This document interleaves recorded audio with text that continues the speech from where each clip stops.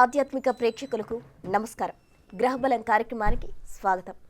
మన నిత్య జీవితంలో జాతకపరంగా ఎదురయ్యే సమస్యలకు ఎటువంటి నిర్ణయాలు తీసుకోవాలి, గ్రహస్థితిని బట్టి ఎటువంటి పరిహారాలు పాటించాలి, చక్కటి పరిష్కారాలు తెలియజేయడానికి మనతో ఉన్నారు ప్రముఖ జ్యోతిషులు బ్రహ్మశ్రీ నందిబట్ల శ్రీహరి శర్మ గారు. వారిని అడిగి మరిన్ని వివరాలు తెలుసుకుందాం. నమస్కారం గురుగారు. వాగర్థ వివ సంపృక్తౌ వాగర్థ ప్రతిపత్తయే జగతః పితరౌ వందే పార్వతీ పరమేశ్వరౌ. ఆదిత్యాయ చ సోమాయ మంగళాయ బుధాయ చ గురుశుక్రశనిభ్యశ్చ రాహవే కేతవే నమః. శృంగేరి జగద్గురు పీఠాధిపతులకి, కంచి పీఠాధిపతులకి నమస్కారములు తెలియజేసుకుంటూ కార్యక్రమాన్ని ప్రారంభిద్దాం. వీక్షించే ప్రేక్షకులకు ఎవరికైనా సమస్యలు ఉన్నట్లయితే స్క్రీన్పై స్క్రోల్ అవుతున్న నెంబర్స్కు కాల్ చేసి గురువుగారిని అడిగి మీ సమస్యలకు పరిష్కారం తెలుసుకోవచ్చు. గురువుగారు చెప్పండి, ఈ రోజు అయితే పితృపక్షాలు ప్రారంభమవుతున్నాయి. ఎటువంటి పితృదేవత అనుగ్రహం కోసం ఎటువంటి పరిహారాలు చేయాలో వివరిస్తారా?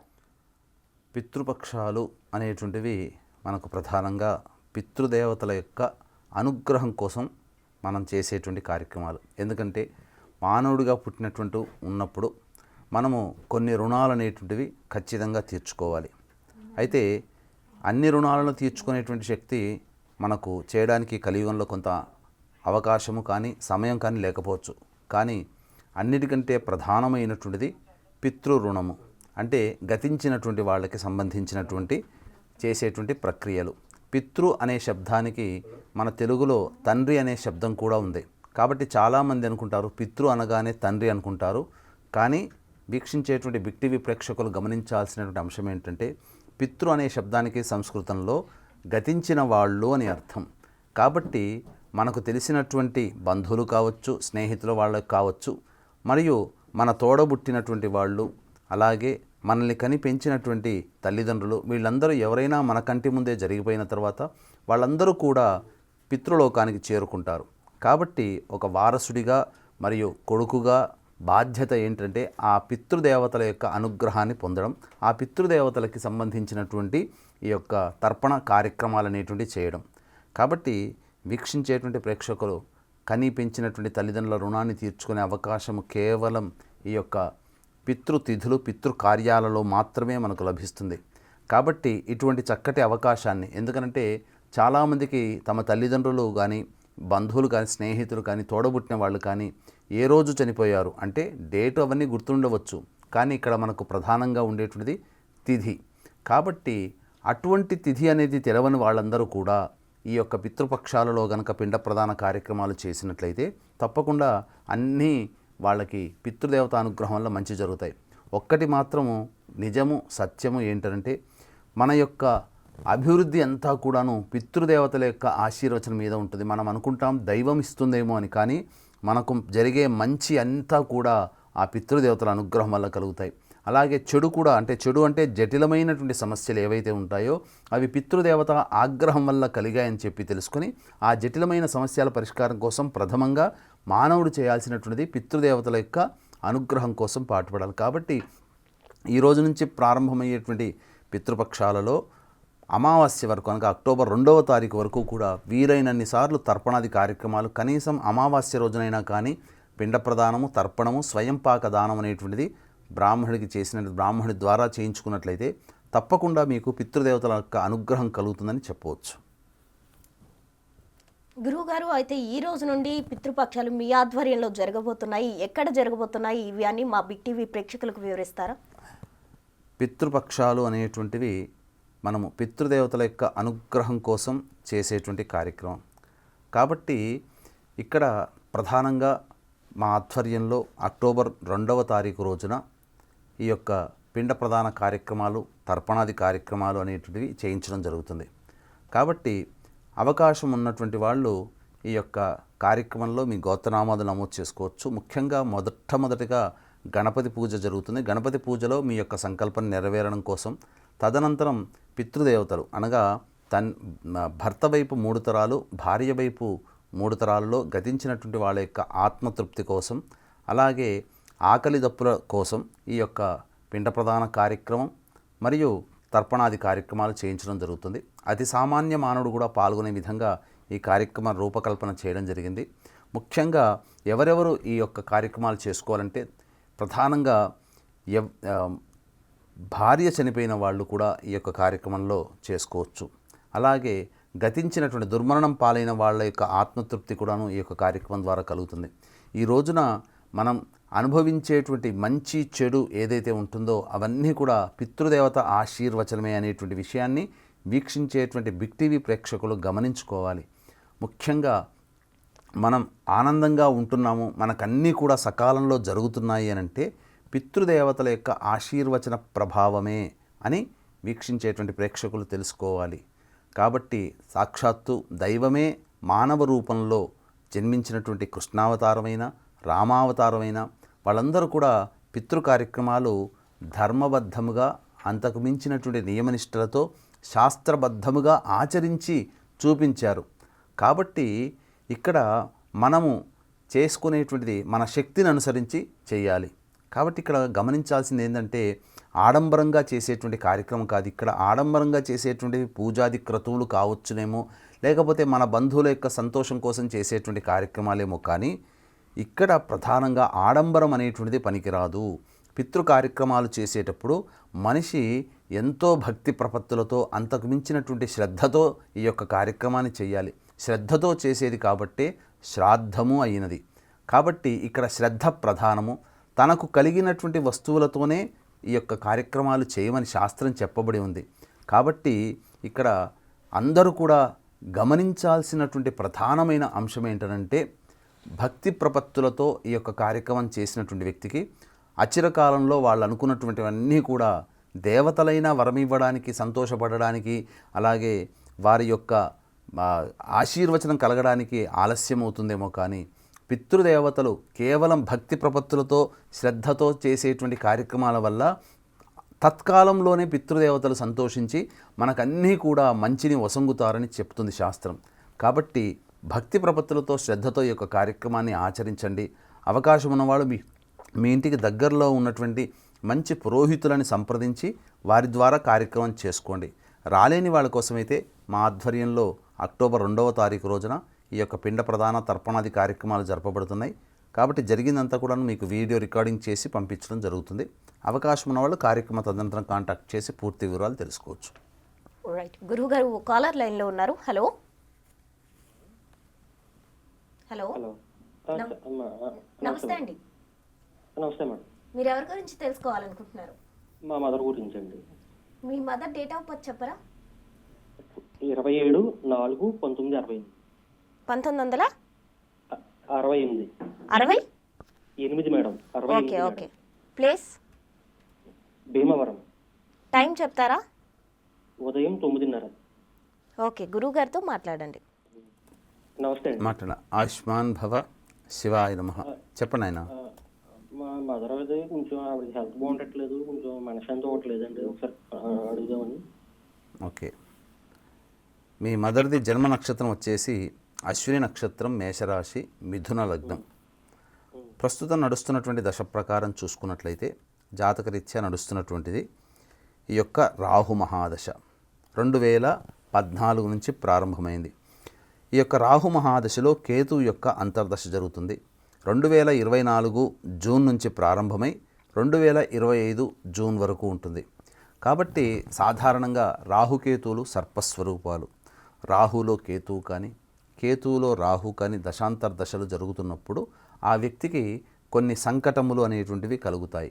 కాబట్టి ఇక్కడ ప్రధానంగా మీరు చేయాల్సిందల్లా కూడా గణపతి ఆరాధన, దుర్గా ఆరాధన, ఇవన్నీ చక్కగా చేసుకోండి. అంటే ఏం చేయాలి? గణపతి దేవాలయంలో అర్చనలు, అలాగే అమ్మవారి దేవాలయంలో అర్చనలు. గణపతికి ప్రధానంగా గరిక అంటే ఇష్టం కాబట్టి గరికమాల గణపతికి వేయడం, అలాగే ఎర్రటి పూలమాల అమ్మవారికి వేయడం, ఈ విధంగా చేయండి. అలాగే రాహుకి కేతువుకి జపతర్పణ హోమాది కార్యక్రమాలు జరిపించుకోండి. తద్వారా మీకు కాస్త ఉపశమనం అనేటువంటిది లభిస్తుంది. నడుస్తున్నటువంటి దశానాథుడు అయినటువంటి రాహువు అష్టమాధిపతి మరియు వ్యయాధిపతితో కలిసి ఉండడం, అలాగే ఇక్కడ ప్రధానంగా మారక స్థానాధిపతి లక్షణాలు కూడా ఈ రాహు కలగచేస్తున్నాడు. కాబట్టి ముఖ్యంగా ఎటువంటి ఇబ్బందులు అంటే ముఖ్యంగా నర్వ్ సిస్టంలో ఇబ్బందులు అనేటువంటివి ఉంటాయి. కాబట్టి ఆ నర్వ్ సిస్టంలో వచ్చేటువంటి ఇబ్బందుల నుంచి బయటపడాలనుకున్నప్పుడు ఈ యొక్క సంబంధించినటువంటి రాహుకి, కేతువుకి, శనికి మరియు గురువుకి ఈ 4 గ్రహాలకి జపతర్పణ హోమాది కార్యక్రమాలు జరిపించండి. తప్పకుండా మీ మదర్ గారికి ఆరోగ్యం బాగా కుదుటపడుతుంది. శుభం భూయాత్. రైట్ గురువు గారు, మరో కాలర్ ఉన్నారు. హలో. హలో, నమస్తే అండి. నమస్కారం అండి. మీరు ఎవరి గురించి తెలుసుకోవాలనుకుంటున్నారు? నా గురించేనండి. మీ డేట్ ఆఫ్ బర్త్ చెప్తారా? 17th April 1998. 1998. ఓకే, టైం ఎగ్జాక్ట్గా టైం తెలియదండి, కాకపోతే నైట్ టైంలో 8:30 to 9 మధ్య అన్నారండి. Okay, around 8:30 to 9. ప్లేస్ చెప్తారా? బర్త్ ప్లేసా మ్యామ్? అవునండి, హుజురాబాద్ అండి. ఓకే, గురుగారితో మాట్లాడండి. నమస్కారం గురు. ఆయుష్మాన్ భవ. శివాయ నమః. చెప్పండి ఆయన. నా గురించి తెలుసుకుందామండి. రీసెంట్గా హెల్త్ ఇష్యూస్ వచ్చి ఆల్మోస్ట్ 6 months హాస్పిటల్లో ఉన్నానండి. రీసెంట్గా డిశ్చార్జ్ అయినా. ఇప్పుడు కొంచెం పర్వాలేదు, కాకపోతే ఆర్థిక సమస్యలు బాగా ఎక్కువైనాయండి. ఇప్పుడు భవిష్యత్తు ఎలా ఉంటుంది తెలుసుకుందామని అండి. సరే, అంటే మరి మీ జాతకాన్ని ఇంతకుముందు ఎక్కడైనా చూపించారా? చూపించామండి. ఎందుకు అనంటే ప్రధానంగా శరీరంలో అంటే ఈ 2024 ఏప్రిల్ నుంచి మీకు రవి మహాదశలో శని అంతర్దశ జరుగుతుంది. ఈ రవి, శని మరియు షష్టమాధిపతి ముగ్గురు కూడా రోగస్థానంలో స్థితి పొంది ఉండడం, శని బలహీనుడైనటువంటి జాతకంగా శని నీచ స్థితి. కాబట్టి ఏప్రిల్ తర్వాతనే మీకు ఇబ్బందులు వచ్చాయి నాయన? లేదండి, 2023 సెప్టెంబర్లో స్టార్ట్ అయింది. ఈ ఏప్రిల్ నుంచి ఎలా ఉంది? ఏప్రిల్ నుంచి పర్లేదండి, ఇప్పుడు కొంచెం పర్లేదు, నడుస్తున్నా. ఇప్పటి నుంచి బాగా నడుస్తున్నారు. ఇక్కడ ఎందుకనంటే మీరు ప్రధానంగా మీ యొక్క జాతకంలో పితృదోషం అనేటువంటిది ఉంది. అంటే మీ నాన్నగారి వైపు 6 తరాలు, మీ అమ్మగారి వైపు 3 తరాలలో కుటుంబంలో ఏమైనా దుర్మరణాలు ఉన్నాయా నాయన? లేదండి. ఎందుకంటే పితృదోషాన్ని సూచించే గ్రహాల యొక్క కలయిక మీ యొక్క జాతకంలో సంపూర్ణంగా ఉంది. కాబట్టి ఒకసారి మీ పెద్దవాళ్ళని అనగా అమ్మా నాన్నలు ఒకసారి కనుక్కోండి. తప్పకుండా ఆ దోష పరిహారం జరిపించుకోండి, మంచి జరుగుతుంది. ఇప్పుడు పితృపక్షాలు కాబట్టి ఈ యొక్క పితృదోష నివారణ కార్యక్రమం జరిపించుకోండి. మీకు ఎప్పుడు బాగుంటుంది అని అంటే వచ్చే సంవత్సరం ఉగాది తర్వాత పూర్తిగా మీరు రిలీఫ్లోకి వస్తారు జాతకరీత్యా. ఇక ఆరోగ్య పరిస్థితి అని అంటారా, ధనాధిపతి అయినటువంటి గురువు జాతకరీత్యా యోగ స్థానంలోనే స్థితి పొంది ఉండడం, ఈ యొక్క తృతీయాధిపతితో కలిసి ఉన్నాడు. కాబట్టి ఇతరులను నమ్మి మీరు ఏదైనా కానీ ఇన్వెస్ట్మెంట్ కానీ లేకపోతే ఇతరులకి డబ్బులు ఇవ్వడం కానీ మీ భవిష్యత్తులో ఎప్పుడూ చేయకండి. దానివల్ల మీకు ఎప్పుడు కూడా నష్టమే జరుగుతుంది. పైగా జాతకరీత్యా ఈ యొక్క రవి మహాదశ యోగించేటువంటి దశే, కానీ అంతర్దశ అనేటువంటిది మాత్రం యోగించినటువంటి దశ. కాబట్టి జాగ్రత్తగా మీరు మార్చి వరకు కాస్త జాగ్రత్తలు పాటించండి. రవికి, శనికి, కుజుడికి జపతర్పణ హోమాది కార్యక్రమాలు జరుపుకోవడం, అలాగే ప్రతిరోజు సూర్యుడికి నమస్కారం, సూర్యాష్టకం 6 సార్లు చదవడం, ఇవన్నీ పరిహారాలు పాటించండి. తప్పకుండా మీకు మంచి జరుగుతుంది. శుభం భూయాత్. గురుగారు, మరో కాలర్ ఉన్నారు. హలో. మేడం నమస్తే అండి. నమస్తే అండి. మీరు ఎవరి గురించి తెలుసుకోవాలనుకుంటున్నారు? మా అమ్మాయి గురించి అండి. మీ పాప డేట్ ఆఫ్ బర్త్ చెప్తారా? మా పాపది 23/6/2008 అండి. 2008. అవునండి. టైం చెప్తారా? 2:53 అండి, మధ్యాహ్నం అండి. ఓకే, ప్లేస్ వచ్చి మంగళగిరి ఎన్ఆర్ఐ హాస్పిటల్ అండి. ఓకే, గురువు గారితో మాట్లాడండి. మాట్లాడండి ఆయన. గురుగారు నమస్తే అండి. ఆయుష్మాన్ భవ. శివాయ నమః. చెప్పండి ఆయన. మా అమ్మ పేరు గీతాశ్రీ అండి, చదువుతుంది సార్. తన లైఫ్లో ఎలా ఉంది అని అంటే ఏం తెలుసుకుందామనండి అమ్మాయి గురించి? అమ్మాయిది అదే నెక్స్ట్ ఎట్లా ఉంది దాని. ఓకే, ప్రస్తుతం రాహు మహాదశలో శుక్రుని యొక్క అంతర్దశ జరుగుతుంది. ఇట్టి శుక్రుడు జాతకరీత్యా అస్తంగత దోషం చెంది ఉన్నాడు. ప్రధానంగా 2026 ఫిబ్రవరి వరకు రాహులో శుక్రుడు నడుస్తుంది. కాబట్టి లగ్నాధిపతి మరియు ఇక్కడ దశానాథుడు, అంతర్దశానాథుడు ఇద్దరు కూడా షష్టాష్టక స్థితిలో ఉన్నారు జాతకరీత్యా. కాబట్టి షష్టాష్టక స్థితిలో ఉన్నప్పుడు జరిగేటువంటిది ఏంటంటే ముఖ్యంగా అనుకూలమైనటువంటివి అన్నీ కూడా దగ్గర దాకా వచ్చి అవకాశాలన్నీ వెనక్కి వెళ్ళిపోతూ ఉంటుంటాయి. కాబట్టి ఈ యొక్క పరిస్థితి మీ అమ్మాయి జాతకరీత్యా ఉంది కాబట్టి ఈ షష్టాష్టక స్థితి మరియు రాహులో శుక్రుడు స్త్రీపరమైనటువంటి విద్వేషాన్ని కలిగించేటువంటి సందర్భం. కాబట్టి స్త్రీపరమైనటువంటి విద్వేషం అనేది కలగకుండా, అంటే ఏంటి, ఎవరితోనైనా కానీ ఆడవాళ్ళతో మాట్లాడేటప్పుడు ఈ అమ్మాయి కాస్త జాగ్రత్తగా ఉండాలి. ఎవరితో కూడా వాగ్వివాదాలు పెంచుకోకూడదు. అనగా మాట ఎక్కువగా అవుతున్న సందర్భంలో అక్కడి నుంచి పక్కకు తప్పుకోవడమే చాలా మంచిదనే విషయాలు గమనించుకోవాలి. ఎందుకనంటే ప్రధానంగా స్త్రీపరమైన విద్వేషం అంటే స్త్రీలు పర్సనల్ గ్రడ్జ్ని తీర్చుకుంటారు. తద్వారా తాను మానసికమైనటువంటి బాధలు పడుతుంది ఈ అమ్మాయి జాతకరీత్యా. కాబట్టి ఈ యొక్క ప్రికాషన్స్ తీసుకోమని చెప్పండి. ఇక ప్రతిదీ కూడాను దైవానుగ్రహంతోనే ముడిపడి ఉన్నటువంటి జాతకం ఈ అమ్మాయిది. ఎందుకనంటే ఇక్కడ దైవకారక గ్రహం అనేటువంటిది అనుకూలంగా లేదు. ఈ కారణం చేత ఏమవుతుంది, అన్నీ కూడా ప్రతిదీ బ్రేక్స్తో కంప్లీట్ అయిపోతుంది ఈ అమ్మాయి జీవితం అంతా కూడా.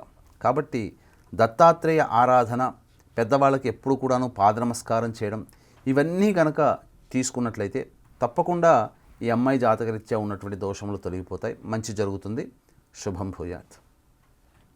రైట్, గురువు గారు మరో కాలర్ ఉన్నారు. హలో. హలో, నమస్తే అనుష గారు. చెప్పండి. మీరు ఎవరి గురించి తెలుసుకోవాలనుకుంటున్నారు? నా గురించేనండి. మీ డేట్ ఆఫ్ బర్త్ చెప్తారా? నా date of birth 1999 December 26. Okay. Time night 12:45 అండి. నైట్ 12:45. అవునండి. ఓకే. ప్లేస్ చీరాలండి. ఓకే, గురువు గారితో మాట్లాడండి అమ్మా. నమస్తే గురువు గారు. ఆయుష్మతి భవ, శివాయ నమః. అంటే 25 రాత్రి తెల్లారితే 26 లేకపోతే తెల్లారితే 27 అమ్మా? తెల్లారితే 26. ఏం తెలుసుకుందామమ్మా? నాకు పెళ్ళి 7 సంవత్సరాలు అవుతుందండి, ఇంతవరకు పిల్లలు లేరు. 99ఏనా మీరు పుట్టింది? అవునండి, 99. ఓకే. అంటే జాతకంలో సంతాన సమస్య కానీ దాంపత్య సమస్య కానీ ఇరువురి జాతకాలు ఉంటే తప్ప నిర్ణయం తీసుకోలేము. మీ వారిది డేటు, టైము, ప్లేస్ ఇవన్నీ ఉన్నాయా మీ వారు పుట్టిన సమయం సంబంధించి? మా వాడిది 1990 అండి. 90. ఏ మంత్, డేట్ చెప్పండి అమ్మా. ఫిబ్రవరి. డేట్ ఎగ్జాక్ట్ గా తెలీదు, ఫిబ్రవరిలో అని తెలుసు. అందుకే నేను తెలుసా లేదా అడిగినప్పుడు మీరు అప్పుడు చెప్పాల్సిందే. ఎందుకంటే ఇద్దరిది కావాలి. కానీ మీ యొక్క జాతకరీత్యా సాధన చేద్దాం తప్పకుండా. ప్రధానంగా సంతాన స్థానం, ఈ మీ జాతకంలో సంతాన స్థానంలో కుజ కేతుల యొక్క కలయిక, ఇక సంతాన కారకుడైనటువంటి గురువు అష్టమంలో ఉండడం, అలాగే అట్టి గురువు జాతకరీత్యా కేతు నక్షత్రంలో ఉండి స్థితి పొంది ఉండడం. కాబట్టి గత జన్మ కర్మదోష ప్రభావం అనేటువంటిది మీ యొక్క జాతకంలో ఉంది. కాబట్టి ఈ యొక్క అంటే మిస్క్యారీస్ ఏమైనా అయినాయమ్మా మీకు? ఒక్కసారి అయిందండి, మ్యారేజ్ అయిన తర్వాత 2-3 months తర్వాత వచ్చింది. ఒకసారి అయిందంటే దాని తర్వాత లేదండి ఇంతవరకు. ఎందుకనంటే కుజ ప్రభావం సంతాన స్థానంలో ఉన్నప్పుడు ఖచ్చితంగా మిస్క్యారీస్ అనేటువంటివి ఉంటాయమ్మా. అయితే ఎప్పుడు సంతానం కలుగుతుంది? ప్రస్తుతం జన్మలగ్నానికి యోగకారకుడైనటువంటి శుక్రుని యొక్క దశ. ఇట్టి శుక్రుని యొక్క దశలో రాహు యొక్క అంతర్దశ జరుగుతూ ఉండడం, ప్రధానంగా ఈ శుక్రగ్రహం కూడా గురు నక్షత్రంలో స్థితి పొంది ఉండడం, గురువు జాతకరీత్యా యోగ స్థానంలో లేకపోవడం, ప్రధానంగా ఇది దోషం. కాబట్టి మీరేం చేస్తారంటే ఇద్దరు కూడా, భార్యాభర్తలు ఇద్దరు కూడా ప్రతిరోజు శివాయ నమః అంటూ రావి చెట్టు చుట్టూ 27 ప్రదక్షిణలు చేసి తూర్పు వైపున కూర్చొని విష్ణు అష్టోత్తరం 3 సార్లు పారాయణం చేయండి. ఈ విధంగా ఒక 41 రోజుల పాటు చేయండి. అలాగే మీరు గురువారం రోజున దత్తాత్రేయ చరిత్ర పారాయణం ప్రారంభించి బుధవారానికి ఒక సమాప్తం అవుతుంది ప్రారంభిస్తే.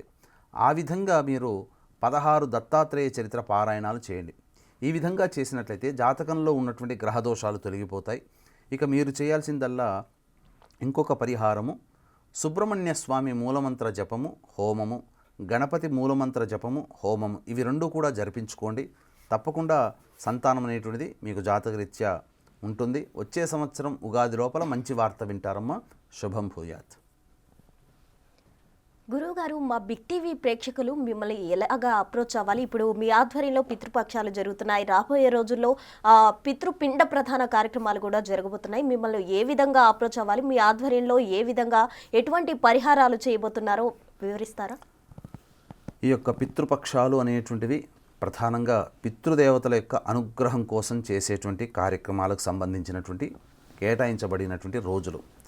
ఇందులో ప్రధానంగా మన పీఠం ఆధ్వర్యంలో ఈ నెల 25వ తారీఖు రోజున పితృదోషము నివారణ కోసమే కార్యక్రమాలు చేయించడం జరుగుతుంది. పితృదోషము వేరు, పిండ ప్రదానము వేరు. కాబట్టి పితృదోషం అనగా తండ్రి వైపు 7 తరాలు, తల్లి వైపు 4 తరాలలో ఏవైనా దుర్మరణాలు ఉన్నా ఆ దుర్మరణాల వల్ల ప్రభావం వల్ల జీవితంలో అభివృద్ధి అనేటువంటిది ఉండదు. కాబట్టి ఆ దోష నివారణార్థమే కార్యక్రమాలు వారసుడిగా తండ్రి లేని వాళ్ళు చేసుకోవాలి. ఒకవేళ రాలేని పక్షంలో అయితే బ్రాహ్మణుని కర్తగా పెట్టి చేయించడం జరుగుతుంది. కాబట్టి అవకాశం ఉన్నవాళ్ళు ఈ యొక్క 25వ తారీఖు రోజున జరిగేటువంటి పితృదోష నివారణ కార్యక్రమంలో మీరు పాల్గొనవచ్చు. ఇక పితృపక్షాలలో ఆఖరి రోజైనటువంటి అమావాస్య తిథి రోజున సర్వ అమావాస్య, సర్వేషాం అమావాస్య అని చెబుతుంటుంటారు. కాబట్టి ముఖ్యంగా ఈ యొక్క పితృదేవతల యొక్క అనుగ్రహం కోసం పిండ ప్రదాన కార్యక్రమం చేసుకోవాలి. కాబట్టి చేసుకోలేని వాళ్ళు, మంచి బ్రాహ్మణులు దొరకలేనటువంటి వాళ్ళ కోసమై ప్రత్యేకించి సామాన్య మానవుడు కూడా పాల్గొనే విధంగా అక్టోబర్ 2వ తారీఖు రోజున పిండ ప్రదాన కార్యక్రమం, తర్పణాది కార్యక్రమాలు ఇవన్నీ కూడాను సశాస్త్రీయంగా చేయించడం జరుగుతుంది. ఈ యొక్క పితృదోషము మరియు పిండ ప్రదానం ఈ 2 కార్యక్రమాల్లో నమోదు చేసుకున్నటువంటి వాళ్ళకి వీడియో రికార్డింగ్ కూడా చేసి పంపించడం జరుగుతుంది. అవకాశం ఉన్న వాళ్ళు కార్యక్రమ తదనంతరం కాంటాక్ట్ చేసి పూర్తి వివరాలు తెలుసుకోవచ్చు. అలాగే ముఖ్యంగా గమనించాల్సిన అంశం మరీ తెలియజేస్తున్నాను. పితృదోషము విధానము పద్ధతి వేరు, పిండ ప్రదానము పద్ధతి విధానము వేరు. ఇవి 2 ఒకటే అనుకుంటారు. ఇవి 2 కాదు. పిండ ప్రదానము ప్రతి వ్యక్తి తమ యొక్క పితృదేవతల కోసం చేయాల్సినటువంటి, వారసుడిగా చేయాల్సినటువంటి కనీస బాధ్యత. అలాగే పిండ ప్రదానం అనేటువంటిది కుటుంబంలో దుర్మరణం పాలైనప్పుడు ఆ యొక్క దుర్మరణం పాలైన వ్యక్తి యొక్క ఆత్మ మోక్ష ప్రాప్తి కోసం చేసేటువంటి కార్యక్రమం. కాబట్టి ఈ రెండింటినీ కూడాను దృష్టిలో పెట్టుకొని అవకాశం ఉన్నవాళ్ళు కార్యక్రమం తదనంతరం కాంటాక్ట్ చేసి పూర్తి వివరాలు తెలుసుకోవచ్చు. గురువుగారు, అయితే ఈ 2 కార్యక్రమాలు పుత్రులు మాత్రమే చేయాలా? ఒకవేళ పుత్రులు లేని వారి పరిస్థితి ఏంటి? వారి ప్లేస్లో ఎవరు చేయొచ్చు అంటారు? ఇప్పుడు సంతానం కొంతమందికి ఉండదమ్మా, అసలు సంతానం లేని వాళ్ళు ఉంటారు. కొంతమంది ఆడపిల్లలు మాత్రమే ఉండి పురుష సంతానం లేని వాళ్ళు ఉంటారు. కాబట్టి ఇక్కడ 2 రకాలుగా చేసుకోవచ్చు. కేవలం ఆడపిల్లలు ఉన్నవాళ్ళు, లేదా కొంతకాలంలో 2 ఆడపిల్లలు, 1 అబ్బాయి, లేదా 1 అబ్బాయి 1 అమ్మాయి ఉండి కొంతకాలంలో అబ్బాయి ఏదైనా కారణం వల్ల జరిగిపోతే 1 ఆడపిల్ల మిగిలిపోతారు. కాబట్టి ఇలాంటి సెగ్మెంట్లో ఉన్నటువంటి వాళ్ళు ఏంటంటే ఆడపిల్లలకి కనుక పెళ్ళయి ఉంటే అల్లుడు చేయవచ్చు. అయితే కొంతమంది ఈ కాలంలో చాలామందికి పూజలు అనేటువంటివి ప్రత్యక్షంగా చేసుకోవడానికి ఇష్టపడట్లేదు. కారణం ఏంటంటే కలియుగ ప్రభావం. ఎందుకంటే పితృదేవతల యొక్క అనుగ్రహం ఉంటేనే సంతోషంగా ఉంటాం మనం. ఆ విషయాన్ని వదిలేసేసి సంతోషంగా ఉండడం కోసం అనేక దారులని వెతుక్కుంటూ ఉండి ఏ దారిలో సంతోషం పడక చివరికి మళ్ళీ బూమరాంగ్ లాగా మళ్ళీ మన దగ్గరికే వస్తారు. అంటే ఏంటి? పితృ కార్యక్రమాలకు సంబంధించినటువంటి శాస్త్రం చెప్పిన విషయాలనే మళ్ళీ అందరూ ఆచరణలోకి వస్తారు. కాబట్టి అప్పుడెప్పుడో తిరిగి దెబ్బలన్నీ తిని పడిపోయిన తర్వాత బాధలు పడ్డ తర్వాత వచ్చేదానికంటే ముందుగానే విజ్ఞానం ఉన్నవాళ్ళు ముందుగానే ఈ కార్యక్రమాలు చేసుకోవాలి. ఈ యొక్క పిండ ప్రదాన కార్యక్రమంలో ఉన్నటువంటి మహత్యాన్ని తెలుసుకున్నటువంటి ఆస్ట్రేలియా ఆటగాడు స్టీవ్ వా తెలుసు కదమ్మా. మరి వాళ్ళందరూ పిండ ప్రదానం, వాళ్ళ సహచరుడు చనిపోతే పిండ ప్రదానం చేయడానికి గంగా నది అంటే కాశీ దాకా రాగలిగారు, హరిద్వార్ దాకా వెళ్ళగలిగాడు. అంటే ఏంటి? ఇక్కడ మహత్యాన్ని, ఇందులో ఉన్నటువంటి అంతరార్థాన్ని గ్రహించినటువంటి వాడు ఆ స్టీవ్ వా. మరి మన వాళ్ళకి ఏమైంది? పాటించే వాళ్ళు కొంతమందే పాటిస్తున్నారు, కొంతమంది ఎందుకులే అనే బాధతో పాటిస్తున్నారు. దానికన్నా చేయకుండా ఉండడమే మేలు. ఎందుకనంటే పితృదేవతలు శ్రద్ధని కోరుకుంటారు. కాబట్టి ఎంత శ్రద్ధగా పెడుతున్నాడు అనేటువంటిది ఉంటుంది. కానీ ఏడ్చుకుంటూ డబ్బులు పోతున్నాయే బాధపడుకుంటూ అయ్యో ఈ డబ్బులతో నాకు ఒక షూస్ వచ్చేటివి, లేకపోతే నేను భార్య పిల్లల్ని తీసుకొని వెళ్ళి రెస్టారెంట్లో హాయిగా కడుపు నిండా తినొచ్చేవాడిని, లేకపోతే ఏదన్నా ఐమాక్స్లోకి వెళ్ళిపోయి పీవీఆర్ మాల్లోకి వెళ్ళిపోయి చక్కగా సినిమాలు చూసుకుంటూ కాళ్ళు చేతులు ఊపుకుంటూ కేరింతలు కొట్టుకుంటూ పాప్కార్న్లు కొనుక్కుంటూ తినేవాడిని ఈ డబ్బులతో అని బాధపడుతూ అవన్నీ గుర్తు తెచ్చుకొని వాటి కేటాయించుకున్న డబ్బులు పిండాల కోసం పెట్టాల్సి వచ్చింది అని బాధపడుతూ చేసేటువంటి కొడుకుని కన్నటువంటి వాళ్ళు, ఆ తల్లిదండ్రులు, ఆ పితృదేవతలు బాధపడతారట, ఘోషిస్తారట, ఇటువంటి ధర్మహీనుడైనటువంటి కొడుకుని కన్నామా అని చెప్పి.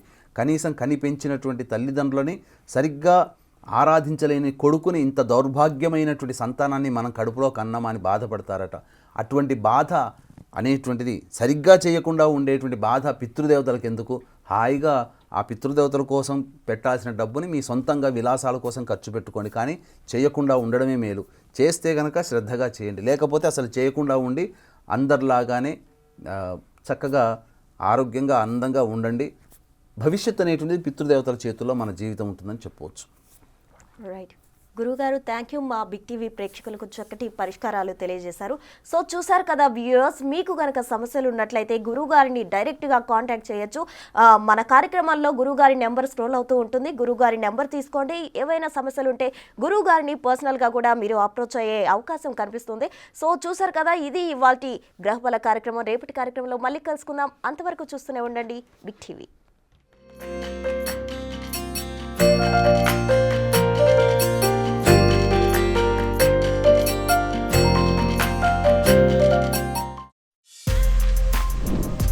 For more videos like this, subscribe Big TV channel.